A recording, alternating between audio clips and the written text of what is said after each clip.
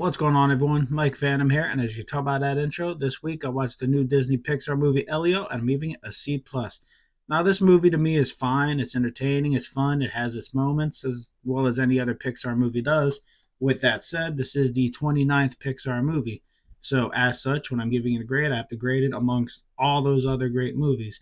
This movie just never really feels as deep or as impactful as any of those other movies. I'm looking at Toy Story, Bugs Life, Monsters Inc., Inside Out 1 and 2, Up, or my favorite of the past few years, Soul.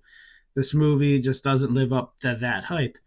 And I also want to add out that the marketing for this movie, in my opinion, was pretty terrible. I knew a lot of people in real life that every time they'd ask, "Oh, what are you seeing next week?" I'd be like, "Elio." And they'd be like, "What's that?" And I'd have to explain it to them, and they'd all say, like, "I didn't even know there was a new Pixar movie coming out." So fail on Disney's marketing for that.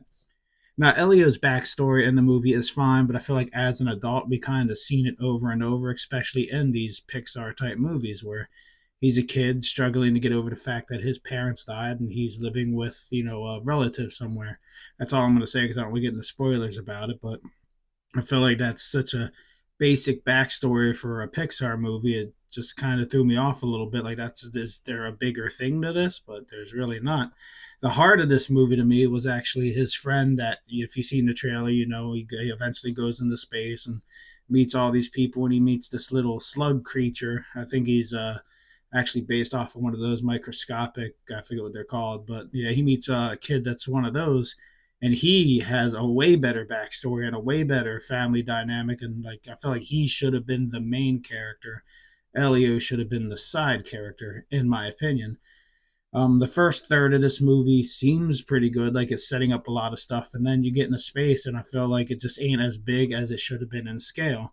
Like it starts like when he's on Earth, it's like you're following this kid. He really wants to get to space. He really wants to get abducted. He finds out aliens are real. He sends a signal out, and you're like, okay, this movie can blow up. This movie can like go a lot of places, and it just doesn't. Once they're in space, I feel like it's three semi-small locations, and that's really it. All in all, though, like this is a fun movie. I feel like kids are gonna love this movie. There are some moments in this movie I think that kids in the future are gonna look back at it and be like, "Wow, that was a crazy scene in this movie." So again, C plus. Anything for me over a C is pretty good. Like I'm definitely gonna get it, put it on my Pixar shelf. It's definitely a fine movie, but again, I haven't seen any Pixar movie that I not true. Lightyear, Lightyear was terrible. Anyway, that's it. See you later.